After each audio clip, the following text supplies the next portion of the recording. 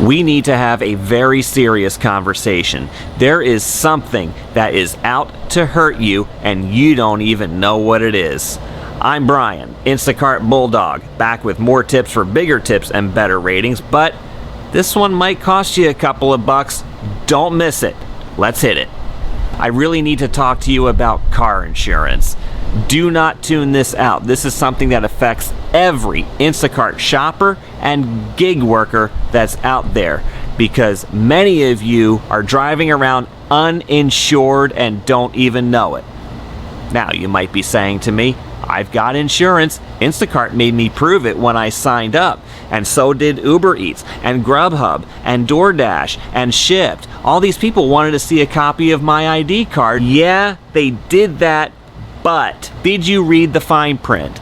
Instacart tells you in there that you need to contact your insurance company to make sure that your gig work is even covered by them. Aha! How many of you have done that? I have. I want to tell you about my experience.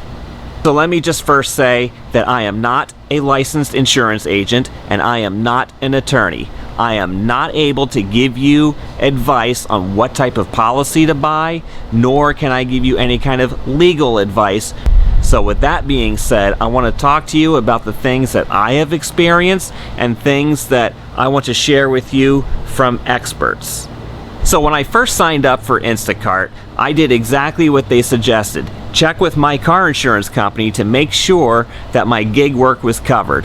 Now, luckily, it was.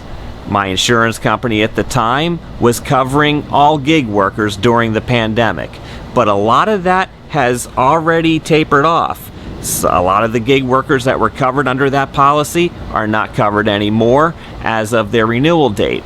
But lucky for me, I knew it was coming because I contacted my insurance company several times over the past 15 months that I have been doing this. And it's a good thing I did, because about a month before my renewal date, I called them and asked, am I still covered? And they said, you are until the end of this policy period, and then you must buy a commercial insurance policy. I said, no problem. I'll call you back a little bit later. So here we are, almost a week out from my renewal. I call them up and I was met with all kinds of hostility from this insurance company that I had done business with for the better part of the last 30 years. Not only would they not let me talk to the commercial division after I told them that I was a gig worker, but then they told me that they weren't going to cover me at all. Now, this was 3 days before my policy expired. I was livid, and I told them that I was blindsided by this, and I am shocked that they would do this to me right now when they did send me a renewal policy in the mail for a personal policy for 2 vehicles. We're going to talk about that in a second. And how dare you leave me high and dry? They said, we suggest you contact an independent agent. I said, oh, I will be doing just that. And then after I expressed my displeasure with them one more time, hoping that there might be some other solution that they could offer, and seeing that there was none, I hung up the phone on them and I started calling around, which turned into a whole nightmare. And that's why I'm making a second video on insurance topics just for Florida drivers, because a lot of states have goofy insurance laws, and that's why I can't give you any kind of advice, because there's 50 states plus the District of Columbia and the Commonwealth of Puerto Rico, and we can't possibly go through all of that right now. So I'm going to have some very practical advice based on what some insurance and legal experts have said that you should do.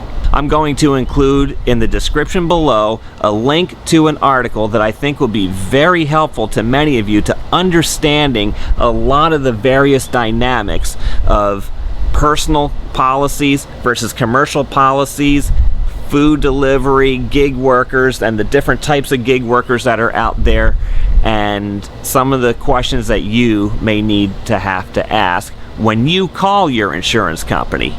When I came up with the idea of creating this YouTube channel, Insurance was on my list of topics, but I'm bringing it further up the scale just because of how important it is and the number of people that I have talked to that did not talk to their insurance companies. I know right now they are driving around uninsured, and that is putting them and their families at a huge financial risk, as well as everybody else that's on the road. So what should you do if you're a gig worker? Well, the first thing you need to do is call your insurance agent or your company, depending upon how you purchase that policy. Some of you may buy directly with the company, others may use an agent. I would recommend an independent insurance agent, and in my experiences, those people have been able to provide the best advice out there because they handle multiple insurance companies and they often have a lot of experience in dealing with these companies and different scenarios with their own customers. So some of them have been in business 10, 20, 30 years, and you certainly want to capture that experience.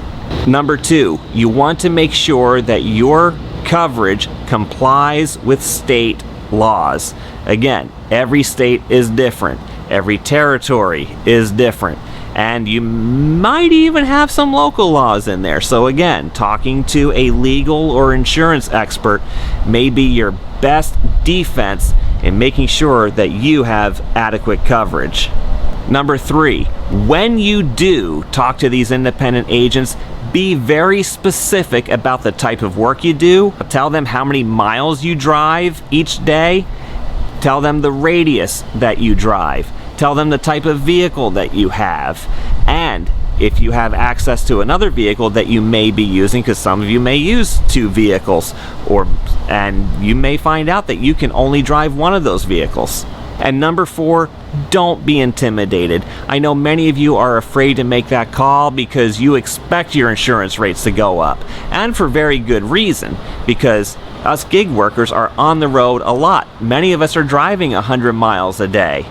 That's not an unreasonable fear, and you may see an increase in rates. I did not, so this is encouraging. Certainly, we are on the road more, therefore we have bigger exposure. Insurance companies look at that, and they see that as a much bigger risk, which is why most of this gig work is not covered under personal policies. Plus, you are making business use of your vehicle. And if you look very carefully at your insurance application or even within your policy, you may find certain clauses that say you cannot use your vehicle for any business purposes. Now, there may be some narrow exceptions for work that you do for your employer. Again, I'm not qualified to talk to you about that. But don't be intimidated. It doesn't always have to cost you more. I just went through a policy renewal and I had to buy 2 different policies now in a 2-car household. One car is under a personal policy and the other car is under a commercial policy. And guess what? My rates did not go up at all. But it took me a lot of phone calls to get to that point. I spent days on the phone, which I will explain in greater detail in my other video that is aimed specifically at Florida drivers and how they can avoid some of the pitfalls that may be out there. I've also had conversations with people saying, I'm just not going to tell the insurance company anything, and if I do get involved in a wreck, then I'm just not going to tell them that I was doing this kind of work. If you do not tell the insurance company what you are doing, you may have been considered as committing insurance fraud, and with that comes a lot of penalties. You could lose your policy, that's almost certain. You could lose your driver's license, and you could even end up in jail. Insurance fraud is a crime in many states, and I have seen insurance fraud cases here in Florida, and they are vigorously prosecuted.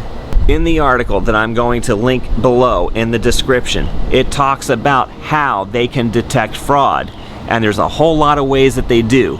It could be eyewitnesses. It's also the trained insurance adjusters. These people have the experience and the training to sniff out reasons why they should not pay you. So let's talk about a possibility. What happens if your claim is denied? Can you afford to fix your own vehicle? Let's just say it's just a property damage claim.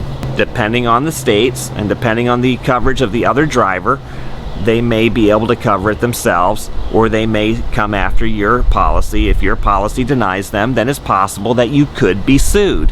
What happens if you are sued? Well, chances are you're gonna get a judgment against you. The best policy is always to be honest, and it can be more frustrating in the short term, but in the long term, it very well could protect you, your property, and your family's finances. You're in this gig work to support yourself and your family, right? Why would you put their financial interests at risk just to make a short-term gain? The power is in your hands. You can shop around. You can shop multiple companies. There may be a few companies that will write this policy in your states.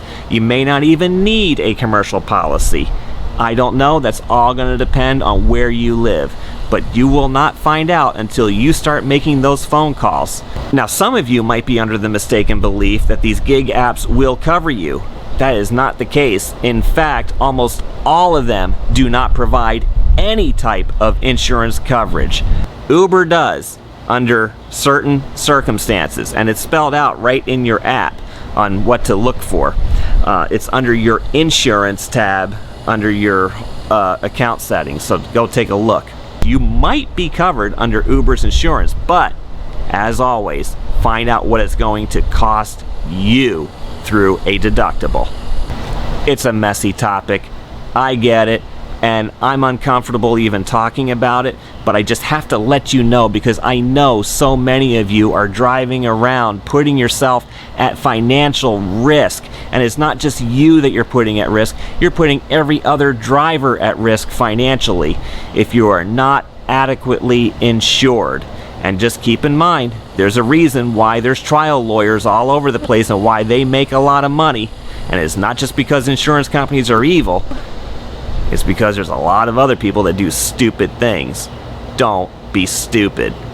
So again, if you are a Florida driver watching this video, tune in to my next video that is going to be aimed on my experiences here in Florida in getting the adequate protection that I needed and how difficult it was, but not impossible.